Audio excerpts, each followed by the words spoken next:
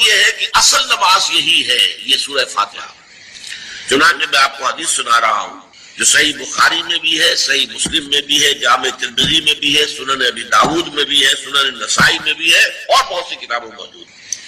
اور یہ عن عبادہ بن صامت رضی اللہ تعالی عنہ، حضرت عبادہ بن صامت سے ہے مرفوعا کہ حضور نے فرمایا لا صلاۃ لمن لم یقرأ بفاتحۃ الکتاب، اس شخص کی کوئی نماز نہیں ہے جس نے کہ سورہ فاتحہ کی تلاوت نہیں کی۔ اب اس سے ہمارے ہاں ایک بڑا اختلاف پیدا ہوا، وہ نوٹ کر لیجیے۔ ایک رائے یہ ہے آپ اگر علیحدہ نماز پڑھ رہے تو ظاہر بات ہے کہ آپ کو ہر رکعت میں خود پڑھنی ہی پڑھنی ہے سورہ فاتحہ۔ جب باجماعت پڑھ رہے ہیں اب کیا شکل، امام پڑھ رہا ہے سورہ فاتحہ تو کیا مقتدی کو بھی پڑھنی چاہیے؟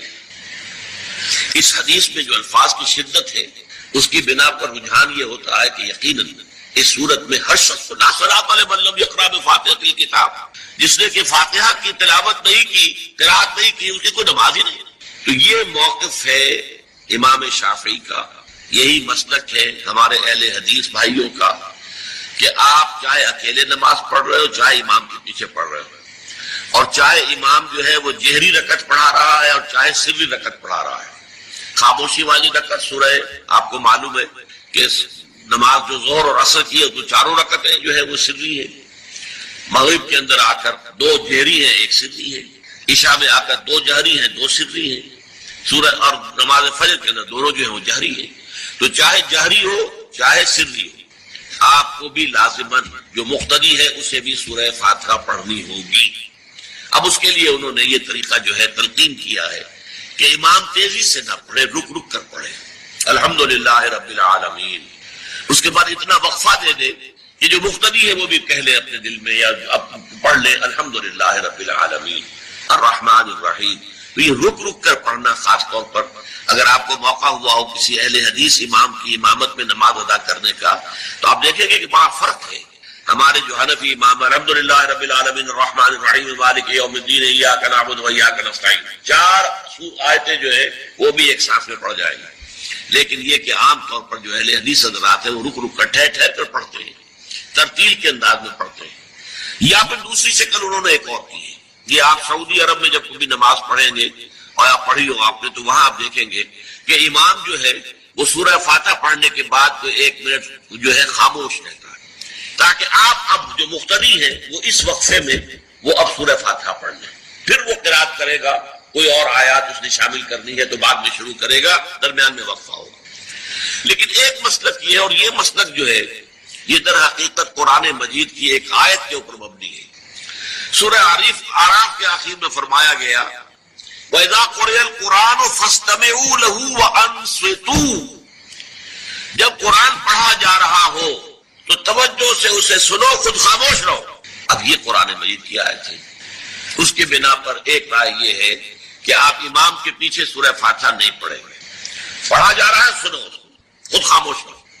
اور اس کے لیے وہ دلیل دیتے ہیں کہ یہ شکل ایک وفد کی سی ہے، جیسے کسی بڑی شخصیت کے پاس اگر آپ کا کوئی وفد جاتا ہے، 8-10 افراد ہیں، ان میں اسپوکس مین ایک ہوتا ہے، وہ بات کرتا ہے، باقی سب لوگ موجود رہتے ہیں، سنتے ہیں۔ اسی طریقے سے امام جو ہے وہ گویا کہ آپ کا نمائندہ ہے اور وہ پڑھ رہا ہے الحمدللہ رب العالمین الرحمن الرحیم مالک یوم الدین، تو امام کی قرات ہی آپ کی بھی قرات ہو گئی۔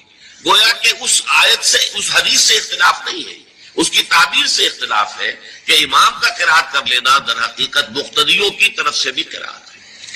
اس میں جو حنفی مسلک ہے وہ بہت سخت ہے، اور وہ یہ ہے کہ چاہے سری نماز ہو اور چاہے جہری ہو، ہر کسی بھی حالت میں مقتدی جو ہے وہ سورہ فاتحہ نہیں پڑھے۔ اب اس میں ذرا سا سوال پیدا ہوتا ہے کہ جہری رکعت میں تو اس آیت کا اطلاق ہو جائے گا کہ وَإِذَا قُرِئَ الْقُرْآنُ فَاسْتَمِعُوا لَهُ وَأَنصِتُوا، سری میں تو اس آیت کا اطلاق نہیں ہوتا۔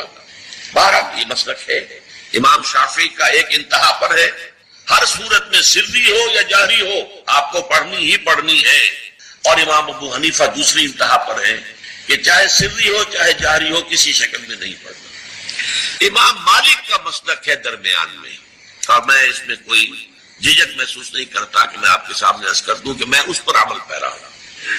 وہ کیا ہے؟ جہری نماز میں خاموش رہو اور سنو، اس آیت کا اطلاق ہو جائے گا جب بلند آواز سے پڑھ رہا ہے امام تو پوری توجہ فاستمعوا له، اپنی پوری توجہ کو اس کے سننے کے اوپر مرکوز کر دو اور خود خاموش رہو، سری رکعت میں البتہ، جبکہ وہ بھی خاموشی سے پڑھ رہا ہے آپ بھی خاموشی سے پڑھ رہے ہیں۔ بہرحال ان چیزوں میں میں نے یہ سب کچھ بیان کیا ہے تو اس سے جو میرا مقصود ہے وہ یہ ہے کہ معلوم ہو جائے کہ اس میں کوئی بڑی بنیادی بات نہیں ہے، نہ یہ کہ جو حنفی ہیں وہ اس حدیث کا انکار کرتے ہوں کہ لا صلاۃ لمن لم یقرأ بفاتحۃ الکتاب، کیسے بھی انکار کریں گے، اور نہ ہی کوئی جو حنبلی ہے یا اہل حدیث ہے وہ قرآن کی اس آیت کا اختلاف جو ہے وہ اختلاف کر سکتا ہے کہ اذا قرئ القرآن فاستمعوا له وانصتوا، لیکن یہ کہ اس کے پھر اس سے جو احکام کا استنباط ہے اس میں اختلاف ہو جاتا ہے، تو اس کو نہیں سمجھنا چاہیے کہ یہ کوئی بہت بڑی اہمیت والی بات ہے۔ جب اللہ سے دعا کی جاتی ہے تو عام طور پر کہتے ہیں اللہ اپنے حبیب کے صدقے میں ہمیں سیدھی راہ دکھا، اس کا موجودہ دور کے حوالے سے کیا کانسیپٹ ہے۔ جو کام بھی ہم اللہ کے ساتھ کریں وہ ایک عبادت کا جز ہو جاتا ہے اور اس میں کامل پیروی ہونی چاہیے حضور کی اور صحابہ کی، یہ صحابہ سے ثابت نہیں ہے۔ اس میں یہ ہے کہ ذرا بھی ہم ادھر سے ادھر ہو جائیں گے تو خطرے میں پڑ جائیں گے، مشتبہات میں آ جائیں گے۔ جو چیز صحابہ سے ثابت ہے اس پر اکتفا کیجیے۔ کیا وہ ان پہ کوئی محرومیت تھی کسی شے کی وجہ سے، کم رہ گئے کہیں؟ اصل میں ہم ان چیزوں میں جو کوئی بڑھاتے چلے جاتے ہیں اس سے پھر گمراہی کے، اگر شروع میں وہ گمراہی نہیں بھی ہوتی تو گمراہی کا احتمال اور گمراہی کا امکان ہو جاتا ہے۔ تو کیپ آن دی سیف وے، اور سیف وے یہ ہے کہ جو بھی چیز دعا کے ضمن میں جو بھی دعائیں صحابہ کرتے تھے جس طور سے کرتے تھے، حضور کو میں نے یہاں پہ حضور کے ساتھ صحابہ کو ایڈ کر لیا ہے، کیونکہ یہاں تو حضور کو کہنا کہ حضور کے صدقے حضور کے واسطے یہ اے اللہ ہمارا یہ کر دے، تو یہ تو گویا کہ اگر ایسی بات صحیح ہوتی تو صحابہ کرتے، حضور تو نہ کرتے کہ تیرے صدقے اے اللہ میری بات یہ قبول کر لے، لیکن صحابہ تو کرتے نا۔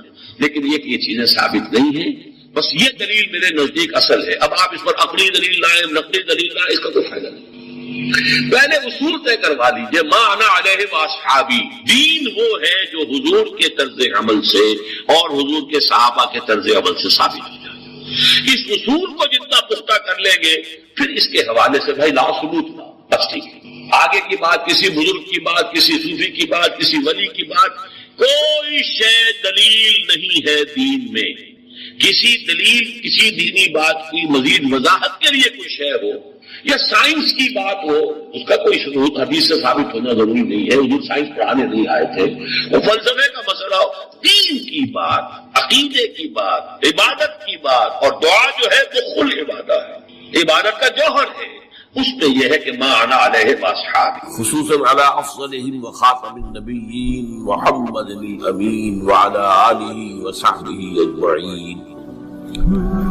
اما بعد فقد قال اللہ تبارک وتعالی كما ورد في اول سورة البقرہ، اعوذ باللہ من الشیطان الرجیم، بسم اللہ الرحمن الرحیم، الف لام میم، ذالک الکتاب لا ریب فیہ ھدی للمتقین الذین یؤمنون بالغیب ویقیمون الصلاة ومما رزقناہم ينفقون والذین یؤمنون بما انزل الیک وما انزل من قبلک وبالآخرۃ هم یوقنون اولئک علی ھدی من ربہم واولئک هم المفلحون۔ وقال عز وجل كما ورد في نفس السورة ليس البر أن تولوا وجوهكم قبل المشرق والمغرب ولكن البر من آمن بالله واليوم الآخر والملائكة والكتاب والنبيين۔ وقال جل وعلا كما ورد في آخر نفس السورة آمن الرسول بما أنزل إليه من ربه والمؤمنون كل آمن بالله وملائكته وكتبه ورسله لا نفرق بين أحد من رسله وقالوا سمعنا وأطعنا غفرانك ربنا وإليك المصير۔ وقال عز وجل كما ورد في القرآن في سورة التغابن فآمنوا بالله ورسوله والنور الذي أنزلنا واللہ بما تعملون خبیر۔ یوم یجمعکم لیوم الجمع ذلک یوم التغابن ومن یؤمن باللہ ویعمل صالحا یکفر عنہ سیئاتہ ویدخلہ جنات تجری من تحتہا الانہار خالدین فیہا ابدا ذلک الفوز العظیم والذین کفروا وکذبوا بآیاتنا اولئک اصحاب النار خالدین فیہا وبئس المصیر. صدق اللہ العظیم. رب اشرح لي صدري ويسر لي امري واحلل عقدة من لساني يفقهوا قولي. اللهم ربنا الهمنا رشدنا واعذنا من شرور انفسنا. اللهم ارنا الحق حقا وارزقنا اتباعه وارنا الباطل باطلا وارزقنا اجتنابه. اللهم صل على عبدك ونبيك ورسولك وحبيبك وخليلك محمد وبارك وسلم وصلی وسلم وبارک علی جمیع الانبیاء والمرسلین وعلی ملائکتک المقربین وعلی عبادک الصالحین وعلینا معهم یا ارحم الراحمین. معزز حاضرین اور محترم خواتین، آج ہم اللہ کا نام لے کر 4 خطبات سیرت کا سلسلہ شروع کر رہے ہیں. آپ دعا کریں کہ اللہ تعالی حالات کو سازگار بنائے رکھے، میری طبیعت بھی اس قابل رہے کہ میں اس پروگرام کو پورا کر سکوں. طبیعت میری ٹھیک نہیں ہے، آپ کو میری آواز سے بھی اندازہ ہو رہا ہوگا. کام جیسا بھی کچھ ہے اللہ تعالیٰ جو ہے اس میں اس کام کو جاری رکھنے کی توفیق دیا رکھے، یہ اسی کا فضل و کرم. یہ جو پہلا خطبہ ہمارا ہے سیرت کے بارے میں، اس کا عنوان ہے فلسفہ دین میں نبوت و رسالت کا مقام. یہاں لفظ فلسفہ قابل غور ہے. کیا فلسفے کا دین کے ساتھ کوئی تعلق ہے؟ عام طور پر یہ لفظ دین کے حوالے سے استعمال نہیں ہوتا. ہم حکمت قرآن، حکمت دین یہ استعمال کرتے ہیں اور یہی قرآن کی اصطلاح ہے. فلسفہ قرآن کی اصطلاح نہیں ہے، حدیث کی اصطلاح نہیں. ان دونوں میں جو فرق ہے وہ نوٹ کر لیجیے. فلسفہ خالص منطق کی بنیاد پر آگے چلتا ہے. جہاں کوئی چیز منطقی طور پر ثابت نہ ہو وہاں فلسفہ رک جائے، آگے نہیں بڑھے. جبکہ حکمت جو ہے اس میں جہاں منطق سے بھی سروکار ہے وہاں فطرت کے اندر جو چیزیں اللہ نے ودیت کی ہوئی ہے اور جو بدیہیات فطرت کہلاتا ہے، جن کے لیے کسی دلیل کی ضرورت نہیں ہے بلکہ ضرور دلیل جو ہے ان کے لیے ثابت کی نہیں جا سکتی، ان چیزوں کو بھی ملحوظ رکھتے ہوئے فطرت سلیمہ کی رہنمائی میں عقل اور منطق اپنا سفر طے کرے تو اس کا جو نتیجہ ہوگا اس کا نام حکمت ہے. قرآن مجید میں حکیم انسان کی ایک بڑی مثال دی گئی ہے حضرت لقمان کی. وَلَقَدْ آتَيْنَا لُقْمَانَ الْحِكْمَةَ أَنِ اشْكُرْ لِلَّهِ. ہمارا جو منتخب نصاب ہے پارہ قرآن حکیم کا، اس کا 30واں درس اسی پر مشتمل ہے، سورہ لقمان کی مصنف. البتہ ایک بات جان لیجئے کہ فلسفے کی بہت سی شاخیں ہیں. منطق خود ایک فن ہے اگرچہ، لیکن وہ فلسفے کی شاخ شمار ہوتا. ایک زمانے میں نفسیات بھی فلسفے کی شاخ تھی، یہ سب فلسفے کے. لیکن اب جو ہے فلسفے کے لیے علیحدہ علیحدہ نام اس کی مختلف شاخوں کے لیے. ایک کا نام ہے میٹا فزکس. میٹا فزکس جو ہے اس کا براہ راست تعلق جو ہے دین کے ساتھ. ایک ہے فزیکل ورلڈ، وہ جو ہم اپنے حواس سے خمسہ سے جس کے بارے میں معلومات حاصل کرتے ہیں، جو مادی کائنات ہے، چاہے ہم نے اپنی ننگی آنکھ سے دیکھا چاہے ٹیلیسکوپ سے دیکھا. دیکھنے والی شے تو آنکھ ہی ہے نا، ٹیلیسکوپ تو کچھ نہیں دیکھتی، دیکھتی تو آنکھ ہے. ٹیلیسکوپ نے اس آنکھ کا دائرہ بہت وسیع کر. مائکروسکوپ سے دیکھا تب بھی دیکھا تو آنکھ نے ہے، مائکروسکوپ دیکھنے والی شے نہیں ہے. تو چاہے انسان نے اپنی حواس خمسہ سے مجرد جو ہے کہ وہ ہے ان سے کام لے کر کچھ معلومات حاصل کی، خواہ اس میں جو اضافے ہو گئے، دوربین آ گئی، خودبین آ گئی وغیرہ وغیرہ، ان سب سے جو بھی چیز ہمیں معلوم ہوتی ہے وہ فزکس کا دائرہ ہے. طبیعیاتی علوم، فزیکل سائنسز. میٹا فزکس اس کا نام ہے جہاں یہ کہ حواس جو ہے یہ ساتھ نہیں، حواس کے دائرے سے باہر. میٹا فزکس، فزکس اور میٹا فزکس یہی فرق ہے. اب ظاہر بات ہے میں نے ابھی جو آیات آپ کو سنائی ہے سورہ بقرہ کی ابتدائی آیات اس اعتبار سے بہت اہم ہے. الف لام میم ذالک الکتاب لا ریب فیہ ھدی للمتقین الذین یؤمنون بالغیب. قرآن مجید سے استفادے کی شرط اول ہے غیب پر ایمان. غیب وہی چیزیں جو آپ کے حواس کے ذریعے سے آپ کی گرفت میں نہیں آتی، آپ کے علم میں نہیں آتی۔ اب ظاہر بات ہے ذات باری تعالیٰ ہے، ظاہر ہمارے دائرہ حواس سے بلکہ عقل سے، وہم سے، خیال سے سب سے ماورا براؤ براؤ سما براؤ براؤ فرشتے ہیں، انہیں ہم نہیں دیکھ سکتے، اور اسی طریقے سے وحی ہے، وہ کیا ہے ہم نہیں دیکھ سکتے، نہیں جان سکتے۔ یہ سب جو ہے میٹا فزکس کا میدان ہے، اور فزکس کا میدان وہ ہے جو کچھ ہم دیکھ سکتے ہیں، میٹیریل ورلڈ ہے، جو بھی میٹیریل چیزیں ہیں وہ فزکس کی ہیں، اور وہ میٹا فزکس۔ تو قرآن کا جو میٹا فزکس ہے، اب ظاہر بات ہے کہ جب سائنس بہت آگے بڑھ گئی ہے، فزیکل سائنس، تو ضرورت اس امر کی تھی اور اب بھی ہے کہ قرآن کے میٹا فزکس کے ساتھ جدید فزکس سے حاصل شدہ معلومات کو جوڑا جائے، دیکھا جائے۔ یہاں پہ تضاد تو نہیں ہو سکتا، ناممکن ہے۔ اور بہترین بات ہے جو ڈاکٹر رفیع الدین مرحوم نے لکھی، قرآن is the word of God and this universe is the work of God۔ کس نے بنایا ہے اس کو؟ یہاں کے قانون طبیعی جو بھی ہے، فزیکل لاز کس نے بنایا ہے؟ یہ ساری کائنات کس نے بنائی ہے؟ کون اس کو چلا رہا ہے؟ یدبر الامر من السماء الى الارض، کون؟ اللہ۔ تو word of God Quran, work of God کائنات، ان دونوں میں کوئی تضاد تو ممکن نہیں ہے۔ عام انسان کے بھی قول و فعل میں تضاد ہو تو ہم اسے سمجھتے ہیں بڑی گھٹیا بات ہے۔ آپ کا قول یہ ہے، آپ کا عمل یہ ہے، اللہ کے قول اور عمل کے اندر تضاد کیسے ہو سکتا؟ یہ ضرور ہوا ہے کہ قرآن مجید تو آج سے 1400 برس پہلے جو ہے نازل ہوا ہے، اس وقت انسان کی جو مادی معلومات تھی وہ اتنی کم تھی کہ قرآن مجید میں فزیکل فینومینا کا جو تذکرہ ہوا ہے ان کو صحیح طور پر سمجھا نہیں جا سکتا تھا، اس لیے کہ بھی ہماری معلومات اس کائنات مادی کے بارے میں بہت محدود تھی۔ لیکن جیسے جیسے جیسے جیسے سائنس آگے بڑھی ہے، قرآن نے پہلے کہہ دیا تھا سنریہم آیاتنا فی الآفاق وفی انفسہم حتی یتبین لہم انہ الحق۔ یہ ہم قرآن تو آج دے رہے ہیں تمہیں، لیکن ہم اپنی آیات، نشانیاں آفاق اور انفس میں دکھائیں گے دکھائیں گے دکھائیں گے اور دکھائیں گے، یہاں تک کہ یہ بات تم پر بالکل واضح ہو جائے گی، مبرہن ہو جائے گی، یہ قرآن حق۔ تو جتنی سائنٹیفک ترقی ہوئی ہے اس نے ثابت کیا ہے قرآن کی حقانیت ہے۔ آپ نے پہلے بھی تذکرہ سنا ہوگا ٹورنٹو یونیورسٹی کا جو ہیڈ آف دی ڈپارٹمنٹ، جو یہ ایک خاص علم جنین ہے، یعنی ماں کے بطن میں جو بچہ پرورش پاتا ہے، ایمبریولوجی اس سائنس کا نام ہے۔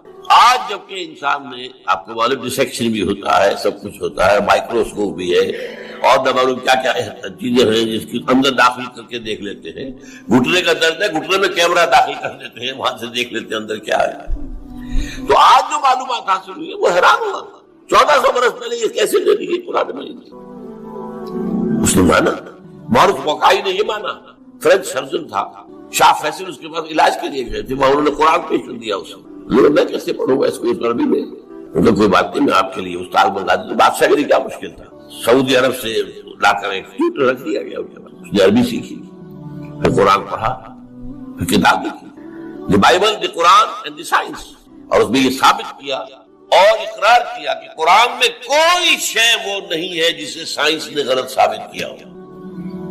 یہ ہو سکتا ہے کہ قرآن میں بہت سی چیزیں ایسی ہیں جن کی حقیقت تک ابھی سائنس کی رسائی نہیں ہوئی، یہ اور بات ہے، لیکن کوئی شے ایسی ثابت ہو گئی ہو کہ قرآن کی یہ بات غلط ثابت ہو گئی، یہ نہیں۔ تو آج سے بھی اس وقت کی بہت ضرورت ہے اس کی کہ یہ جو دو علوم علیحدہ علیحدہ چل رہے ہیں، یہ دو آنکھیں ہیں، ایک آنکھ یہ دیکھو، کھول آنکھ، نبی دیکھ، فلک دیکھ، فضا دیکھ، زمین اور آسمان کو دیکھو، افلا ينظرون الى الابل کیف خلقت والى السماء کیف رفعت۔ دوسری آنکھ وہی، ان دونوں آنکھوں سے اس سے حقیقت کا علم قرآن سے لو، اس سے کائنات کا علم اپنے حواس خمسہ اور عقل کے ذریعے، اور پھر دیکھو ان دونوں میں کوئی تضاد نہیں۔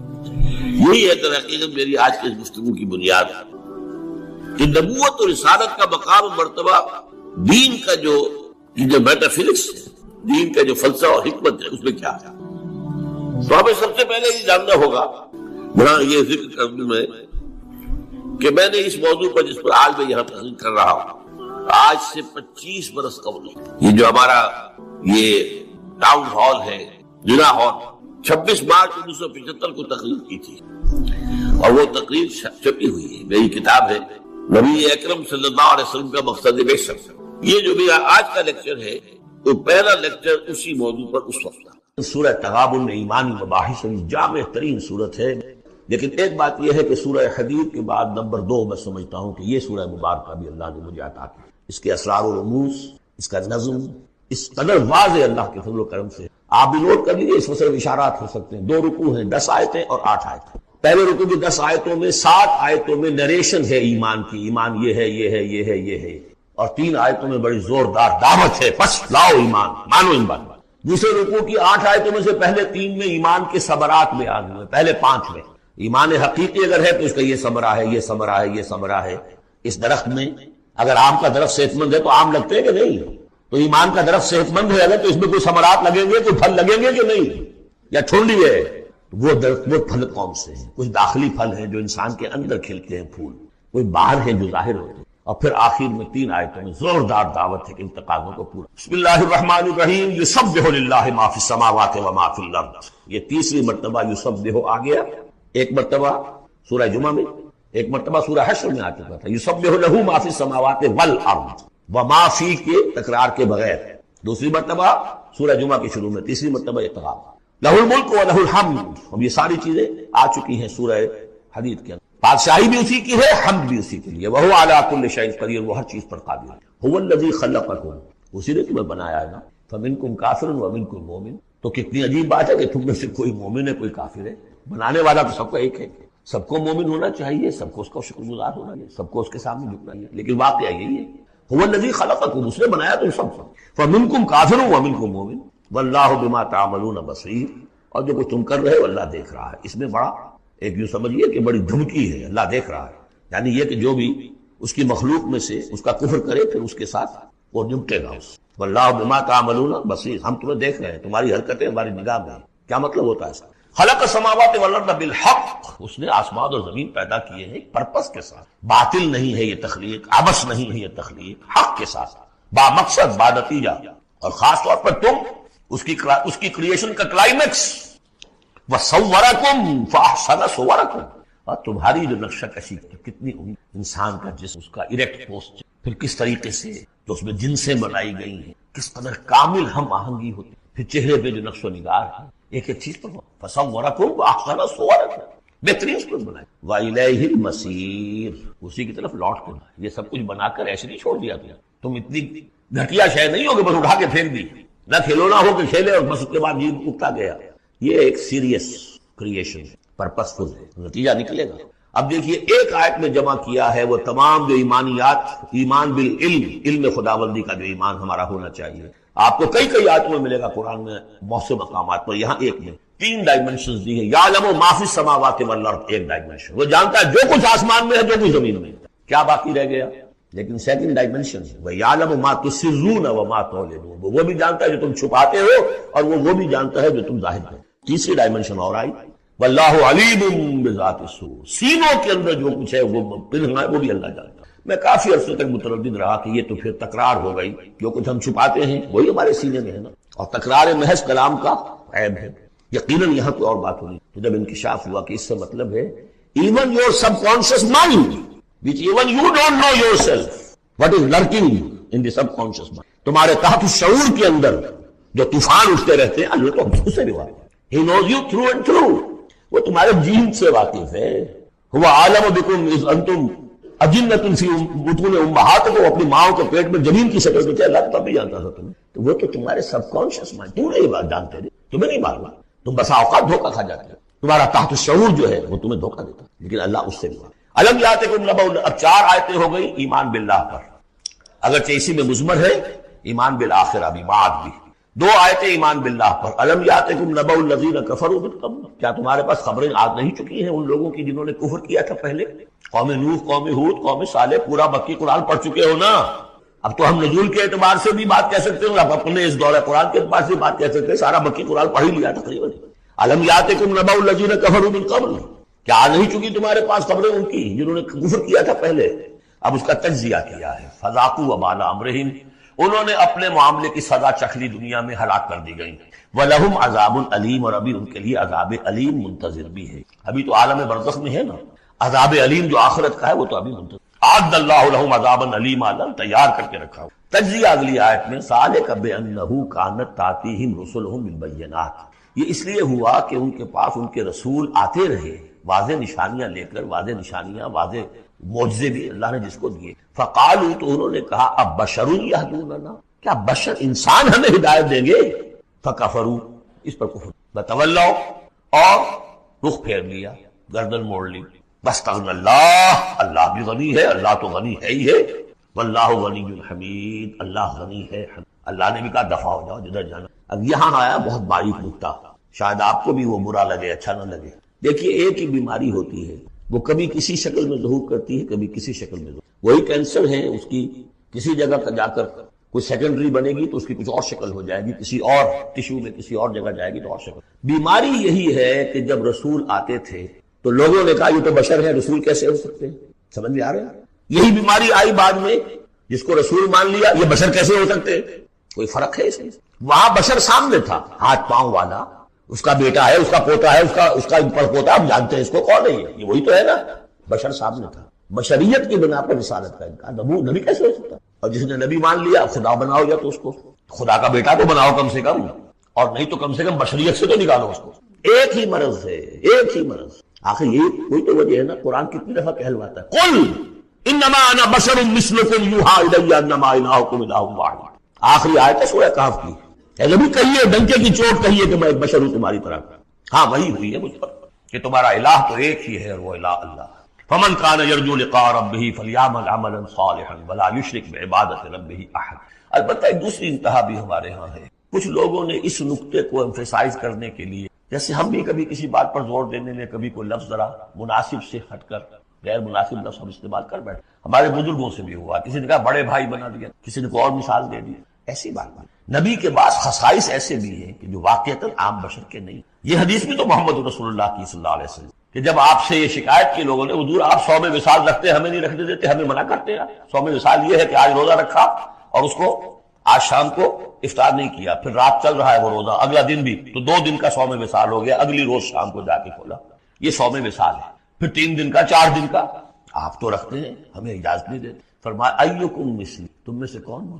ابھی تو عند ربی، میں اپنے رب کے پاس رات گزارتا ہوں، وہ یطعمنی ویسقین، وہ پلاتا ہے۔ تو بعض پہلو ہے، نبی اپنی پشت سے بھی دیکھتا تھا صلی اللہ علیہ وسلم، ہم تو نہیں دیکھتے۔ تو خصائص ہے۔ پھر نبی کو ساری سیر کرا دی گئی، آسمانوں کی، زمین کی۔ کہاں لے گئے؟ عند سدرۃ المنتہی، عندہا جنت المأوی، اذ یغشی السدرۃ ما یغشی، ما زاغ البصر وما طغی۔ تو یہ معاملہ بھی نہیں، لیکن بنیادی طور پر وہ انسان ہے، انسانی عواطف و میلانات بھی تھے۔ چوٹ لگتی تھی تو درد ہوتا تھا، زخم کا وار لگا ہے تو اس پہ سے خون کا فوارہ چھوٹا ہی چھوٹا ہے، بچہ فوت ہو رہا ہے تو آنکھوں میں آنسو آئے ہی آئے ہیں، کبھی بددعا بھی نکل گئی ہے۔ کیف یہدی اللہ قوما خضبوا وجہ نبیہم بالدم، سب پڑھ چکے ہیں ہم یہ پورا قرآن مجید۔ لیکن یہ ہے کہ رسالت کی کا انکار بربنائے بشریت، اور بشریت کا انکار بربنائے رسالت، یہ دونوں چیزیں غلط ہیں، اور یہ ہم بربنائے۔ ذالک بانہ کانت تاتیہم رسلہم بالبینات فقالوا بشر یہدوننا فکفروا وتولوا واستغنى اللہ واللہ غنی حمید۔ اب ایک آیت میں آ رہی ہے ایمان بالآخرہ۔ زعم الذین کفروا، ذرا اس کے زور کا اندازہ کیجئے گا۔ زعم الذین کفروا ان لن یبعثوا، زوم ہو گیا ہے انہیں، غلط خیال ہو گیا ہے کہ وہ اٹھائے نہیں جائیں گے۔ قل، اب ذرا نوٹ کیجئے، بلا وربی لتبعثن ثم لتنبؤن بما عملتم، کہہ دو اے نبی کیوں نہیں، اور مجھے میرے رب کی قسم ہے۔ کون کھا رہا ہے قسم؟ محمد رسول اللہ صلی اللہ علیہ وسلم۔ لتبعثن، تم لازماً اٹھائے جاؤ گے، ثم لتنبؤن بما عملتم۔ یہ اس پر جو خطبہ تھا حضور کا پہلا خطبہ جو آپ نے دیا ہے بنو ہاشم کو دعوت میں، وہ میرے کتاب کے میں موجود ہے، دعوت اللہ اردو میں اور کال ٹو اللہ انگریزی میں، اس کا متن موجود ہے، وہ ہے کہ اس کی شرح ہے۔ واللہ لتموتن کما تنامون ثم لتبعثن کما تستيقظون ثم لتجزون بالاحسان واحسانا، واللہ لتموتن کما تنامون، خدا کی قسم تم سب مر جاؤ گے جیسے روزانہ رات کو سو جاتے ہو۔ ثم لتبعثن کما تستيقظون، جیسے روزانہ صبح کو بیدار ہو جاتے ہو ایسے اٹھا لیے جاؤ گے قیامت کے دن۔ ثم لتحسبن بما تعملون، پھر تمہارا حساب کتاب لیا جائے گا جو تم نے عمل کیا ہے۔ ثم لتجزون بالاحسان احسانا وبالسوء سوءا، پھر بدلہ ملے گا بھلائی کا بدلہ، برائی کا بدلہ۔ وانھا لجنۃ ابدا ولنار۔ قل بلا وربی لتبعثن ثم لتنبؤن بما عملتم وذلک علی اللہ یسیر، اور یہ اللہ پر بہت آسان۔ 7 آیتیں پوری ہو گئی، 4 ذات و صفات، 2 رسالت، ایک آخرت۔ اب سنیے، فآمنوا باللہ، یہ فا بہت اہم ہے یہاں پر، بس ایمان لاؤ اللہ پر اور اس کے رسول پر، والنور الذی انزلنا، اس نور پر جو ہم نے نازل فرمایا، واللہ بما تعملون خبیر، جو کچھ تم کر رہے ہو اللہ اس سے باخبر ہے۔ اب یہاں دیکھیے ریورس ہو جائے گا آرڈر، ریشو پروپورشن۔ اب یہاں ایک آیت میں اللہ اور اس کے رسول کا ذکر آ گیا، اور اس میں بھی واللہ بما تعملون خبیر کے اندر آخرت کا ذکر ہے، اللہ باخبر ہے۔ تو اللہ کو پاس یہ ساری خبریں اس نے رکھی ہوئی ہیں، کوئی ریسرچ وہ تھیسس لکھ رہا ہے اس کو تمہیں سزا دینے کے لیے۔ لیکن اب دو آیتیں آ رہی ہیں شاندار آخرت کے، یوم یجمعکم لیوم الجمع ذالک یوم التغابن، جس دن کے وہ جمع کرے گا تمہیں، اس جمع ہونے والے دن وہ ہے ہار اور جیت کے فیصلے کا دن۔ جو اس روز جیتا وہ جیت گیا، جو اس روز ہارا وہ ہار گیا۔ یہ دنیا کی ہار اور جیت کیا ہے؟ کچھ بھی نہیں۔ ایک ڈرامے کے اندر کوئی جیت گیا کوئی ہار گیا، نہ وہ جیت ہے اور نہ یہ ہار ہے۔ اصل جیتا وہ جو وہاں جیتا، اصل ہارا وہ جو وہاں۔ ذالک یوم التغابن، وہ ہے ہار اور جیت کے فیصلے کا دن۔ ومن یؤمن باللہ، جیت کس کی ہوگی؟ جو ایمان لائے اللہ پر، ویعمل صالحا، اور عمل کرے اچھے۔ اس کی تفصیل کچھ آگے آ جائے گی کیا کیا عمل کرنے ہیں۔ یکفر عنہ سیئاتہ، اللہ تعالیٰ اس سے اس کی برائیوں کو دور کر دے گا۔ ویدخلہ جنات تجری من تحتہا الانہار، اور ان باغات میں داخل کرے گا جن کے دامن میں ندیاں بہتی ہوں گی۔ خالدین فیہا ابدا، وہ رہیں گے اس میں ہمیشہ ہمیش۔ ذالک الفوز العظیم، یہ ہے بڑی کامیابی۔ والذین کفروا وکذبوا بآیاتنا اولئک اصحاب النار خالدین فیہا، اور جو لوگ انکار کریں گے اور تکذیب کریں گے ہماری آیات کی، وہ ہوں گے جہنمی اور رہیں گے اس میں ہمیشہ ہمیش۔ وبئس المصیر، اور یہ برا ٹھکانہ ہے۔ 10 آیات میں ایمانیات ثلاثہ کی بہترین جامع ترین تعبیر، تجزیہ اور ایک زوردار دعوت ایمان۔ فآمنوا باللہ ورسولہ۔ اب جو 8 آیات ہیں 5 میں اب ثمرات ایمانی۔ پہلا ثمرہ کیا ہے؟ ما صاب من مصیبت الا باذن اللہ ومن یؤمن باللہ یہد قلبہ واللہ بکل شیء علیم۔ اگر اللہ پر ایمان حقیقت میں دل میں پیدا ہو گیا تو تمہیں معلوم ہے کہ پتہ تک جنبش نہیں کر سکتا جب تک کہ اللہ کا اذن۔ تم پر کوئی مصیبت کیا بغیر اللہ کے اذن کے آ گئی ہے؟ کیا بغیر اس کے علم کے آ گئی ہے؟ اور اگر اللہ کی اذن سے آئی ہے تو تمہارے ایمان کا تقاضا ہے کہ سمجھو کہ اس میں خیر ہی ہوگا، چاہے یہ مجھے اس وقت بری لگ رہی ہے، مجھے اچھی نہیں لگ رہی ہے، خیر ہوگا۔ آسان تکرہوا شیئا وہو خیر لکم۔ لہذا بندہ مومن کی زبان پر کیا دل میں بھی کبھی اللہ کے خلاف شکایت کا انداز پیدا نہ ہو۔ یہد قلبہ، تسلیم و رضا، جو اللہ کی طرف سے۔ ہم بھی تسلیم کی خو ڈالیں گے، بے نیازی تیری عادت ہے۔ نہ شبد نصیب دشمن کے شبد ہلاک تیغت، سر دوستاں سلامت کے تو خنجر آسمان۔ اے اللہ جو تیری طرف سے خیر ہے، بے یدک خیر، یہ تسلیم و رضا ہے، مقام تسلیم۔ علامہ اقبال نے بہت پرشکو انداز میں کہا ہے کہ اقدہا کے مقام رضا کشود مرا، برو کشید ز پیچا کے ہست و بود مرا۔ آدمی کو تکلیف کیوں آئی، اس نے کیا، اس نے کر دیا، یہ ہو گیا تھا، وہ ہو گیا تھا، یہ نہیں کرنا چاہیے تھا، میں نے یہ کام غلط کیا، لگے رہو اسی پیچ و تاب میں۔ بندہ مومن کہتا ہے جو آیا میرے رب کے، کس کوئی بھی ذریعہ بن گیا ہو وہ ٹھیک ہے، اس سے بدلہ لے وہ ٹھیک ہے، وہ قانون کا معاملہ ہے۔ وَلَكُمْ فِي الْقِصَاصِ حَيَاةٌ يَا أُولِي الْأَلْبَابِ، اللہ کے خلاف سے برو کشید نہ پیچا کہ ہست و بود مرا، یہ ہے، یہ تھا، یہ کیوں ہو گیا، یہ کیسے ہو گیا، اس سارے چکر سے مجھے نکال لیا۔ کس چیز نے نکال لیا؟ کہ عقدہا کے مقام رضا کشود، یہ مقام رضا نے کیسے کیسے میرے عقدے حل کر دی۔ اب میں تفصیل میں جا نہیں سکتا، اس پر میرے بڑے بڑے کیسز موجود۔ یہ بتایا میں بھول گیا ہوں آپ کو کہ وہ جو منتخب نصاب جس کا میں تذکرہ کرتا آیا ہوں، یہ ساری صورتیں ان میں داخل ہیں۔ یہ اس کا چوتھا حصہ جو تھا سورہ صف، سورہ جمعہ، سورہ تغابن، سورہ منافقون، اور یہ سورہ تغابن دوسرے حصے کی صورت ہے، یہ ایمان کی حقیقت پر۔ سورہ فاتحہ، سورہ آل عمران کی آخری آیات، سورہ نور کی آیات نور، اور پھر یہ تغابن۔ تو پہلا ہے نتیجہ تسلیم و رضا۔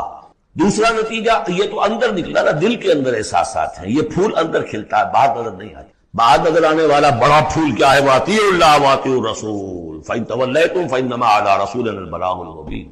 اطاعت کرو اللہ کی اور اطاعت کرو رسول کی، پھر اگر تم پیٹھ موڑ لو گے تو جان لو کہ ہمارے رسول پر سوائے صاف صاف پہنچا دینے کی کوئی ذمہ داری نہیں، باقی تمہیں خود جواب دہی کرنی۔ اس نے پہنچا دیا، اس نے حکم بتا دیا، اللہ کا یہ حکم ہے۔